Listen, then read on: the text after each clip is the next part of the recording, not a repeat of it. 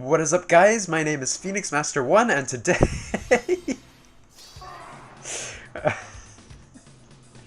Sorry. I couldn't come up with a creative intro. Anyway, a little bit of backstory as to what today's video is about.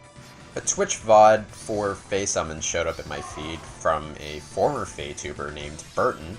He used to do entertaining ARD replays with a team comprised entirely of the village girl FEH from Valencia. It occurred to me that he stopped uploading at some point, and as luck would have it, I never actually matched up with him in AR. So out of curiosity, I decided to dig a little bit to find one of his last ARD uploads for a trip down memory lane. His team really was just the embodiment of the earliest days of AR, or Chaos Season format, and ahead of its time. Out of further curiosity, I wondered if I could use my old school AR offense to handle his team from back then, and so here we are. Another reason for this upload is just to vent about my dissatisfaction with the current state of FEH, while acknowledging that I'm putting myself in this position by participating in a game mode that ties rewards to score and rank, thus making it competitive. Though I at least try to go about my venting in a more fruitful manner, like through content creation. I still find Chaos Season in particular to be tolerable due to its potential as a sandbox mode of sorts, where players have more creative freedom in team building, as challenging PvE content has been scarce and short-lived for a long time. And so with that out of the way, let's get into it. Since I don't have access to Bertin's old map and units, nor are my units exactly the same as they were back in 2020, I decided to borrow the help of a Japanese AR planning tool, so unfortunately there won't be any animations, but I'll link it in the description if you're interested. This was also before Book 5 and Gen 2 Mythics, so we have a 5-unit offense and 6-unit defense. I decided to just do an Astra and Anima season clear because this Gale Force team is more unique to me, whereas in Light Season, Acarus's Air Force was a more prevalent strat at the time due to his influence. I didn't adopt Air Force just because I don't really invest in Mythics, and Disarm Trap was considered more premium fodder at the time. Going over the team here, Ouch Pouch Kagero is, in my eyes, the prototype nuke of AoE Gale Force teams.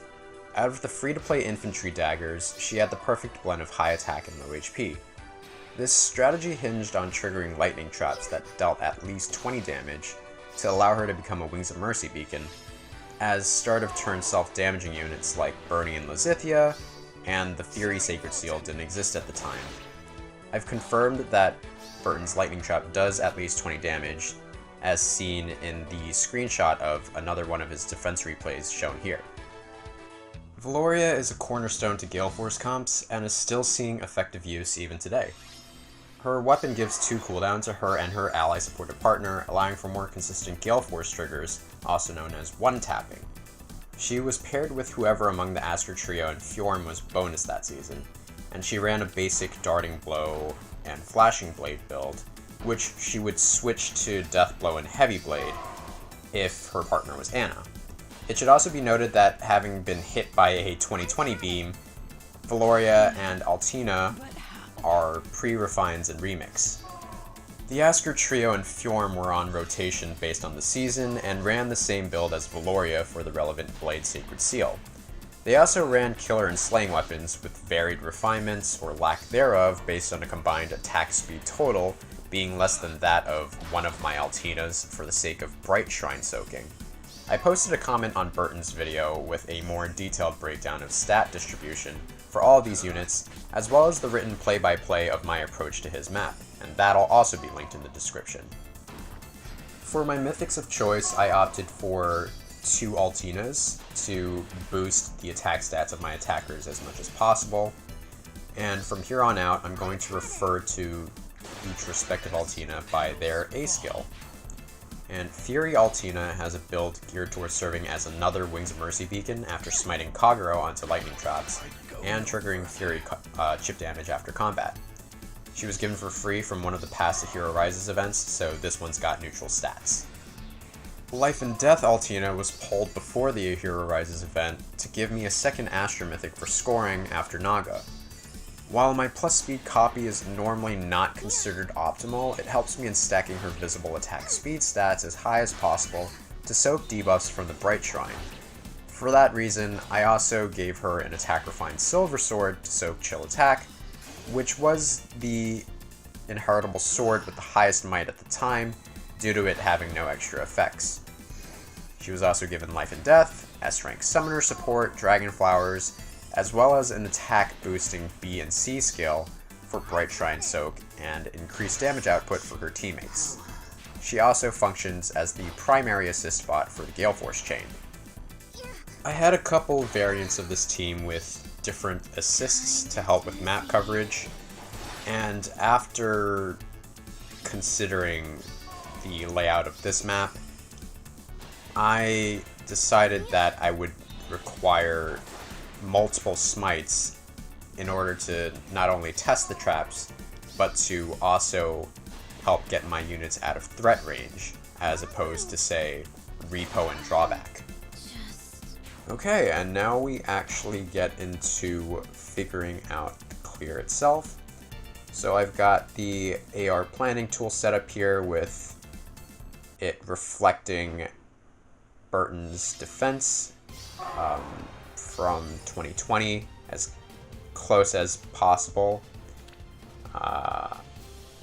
And I've got my units all set up in position with the bonus structure being the infantry school here to account for the worst case scenario of debuffs being inflicted upon my attackers. So first up, we're going to have the Life and Death Altina use aerobatics to warp below Kagero and smite Kagero up 2 spaces. And then we're going to go ahead and use the Fury Altina to do a double smite and push Kagero onto the lightning trap in front of Valentine's Fae. And worst case scenario, I'm just going to assume that that's the fake one, so I have to test the other trap. Then I'm going to move Alphonse 1 space over to break one of these structures, which was Bertin's garden structure in his actual map. And then I'm going to bring Kagero and pivot her back down through the Fury Altina back to original position. Move Valoria back up 1 space and smite Fury Altina out of threat range and ending turn 1. To start off turn 2, I'm going to have Altina break the structure to her right, which is the inn structure on Bertin's actual map. Then I'm going to move the bonus unit to the right of Fury Altina to break the lamp structure on Bertin's map on the right. Going to move Kagero over 1 space to the right and use aerobatics on Life and Death Altina to put her to the right of Kagero and move Valoria 2 spaces to the left of Kagero. And to start off turn 3, just going to move the Life and Death Altina and use aerobatics above the bonus unit and break the final structure being the actual Fae statue on Bertin's map and bring Valoria below Kagero. Just need to set up for turn 4, which now I have Valoria smite Kagero onto the tree and bring the Fury Altina to do the second smite onto the actual lightning trap, and thus dealing at least 20 damage to both of the Wings of Mercy beacons here.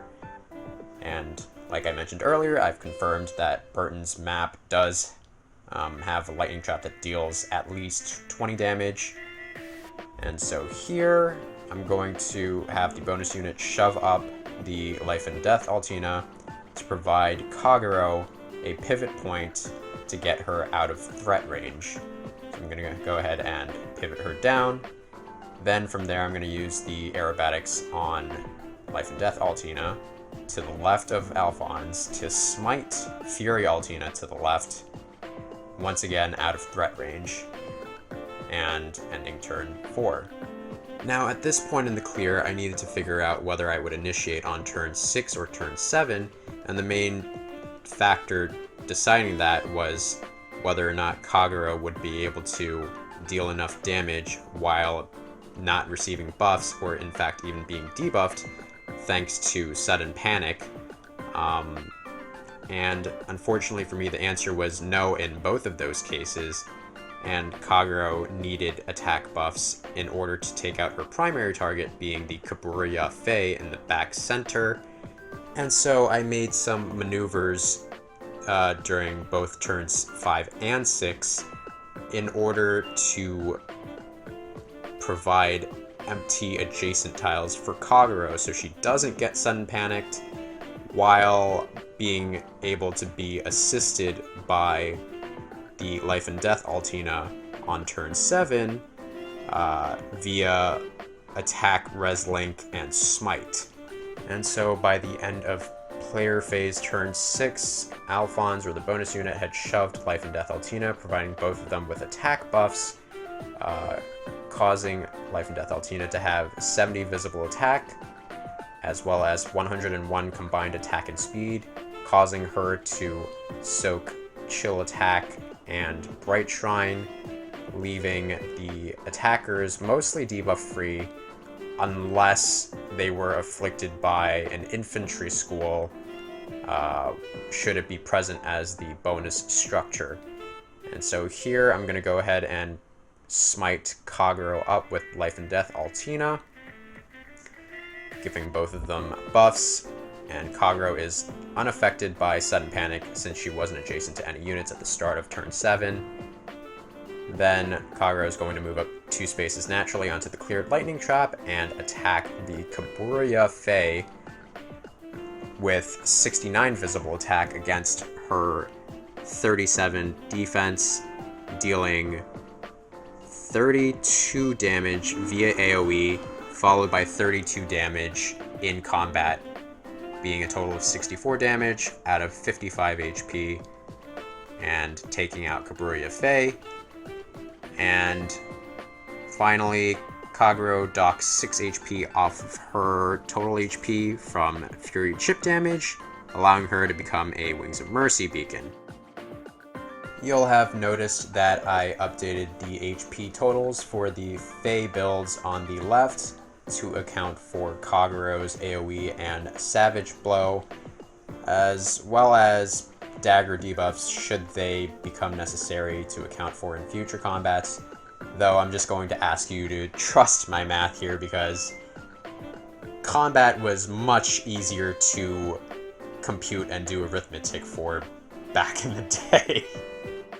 And with Kagero becoming a Wom Beacon, Fury Altina can warp to the right and attack Spendthrift Bow Fei, who inflicts minus 10 attack on me via her weapon and lull attack, whereas Altina gets plus 2 from S-rank ally support for a net of minus 8, being 43 attack against Spendthrift Bow Fei's 31 after dagger debuffs, so that's like 12 damage times 2 to 5 HP, so you can do the math there.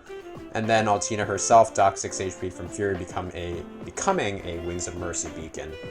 Now in the worst case scenario where Valori is running Flashing Blade and is affected by a max level infantry school, for argument's sake, by today's standards, a level 12 infantry school, she gets hit with minus 13 to her stats, minus 5 from Coral Bow Fei's weapon for minus 18, and gets plus 6 from her darting blow for a net of minus 12, leaving her at 29 speed against Brave Bow Valentine Fei's 23, thus allowing her to double as well as reach the Flashing Blade check, and she clears her debuffs after her first combat and will then move on to attack the other Valentine Fei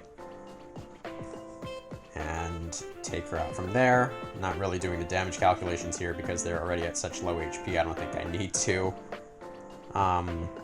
And last but not least, we have the bonus unit, in this case Alphonse, warping above Altina to take out the Coral Bow Fei with his Heavy Blade check, knocking her out, and then proceeding to take out the Candle Wax Bow Fei and clearing the map there.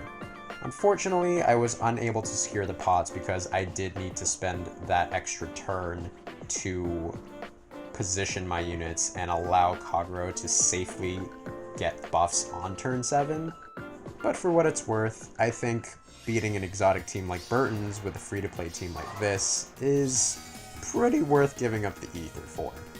Now, I mostly figured out a clear for this map and decided to make a video on it for my own enjoyment, because I kind of missed the feeling of team building and figuring out clears when it felt more rewarding back in the day, when like power creep wasn't so overwhelming, because you could actually do the math yourself and afford to be creative and free to play or resource friendly.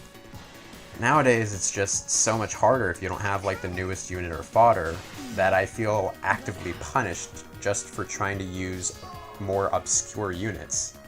Like in my most recent ARO Chaos vid, I didn't exactly document it, but I ended up losing 8 times to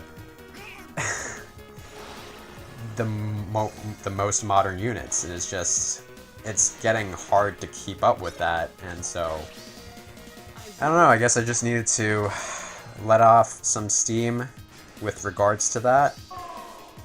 And yeah, but if this was enjoyable for you as well, then I'm glad. And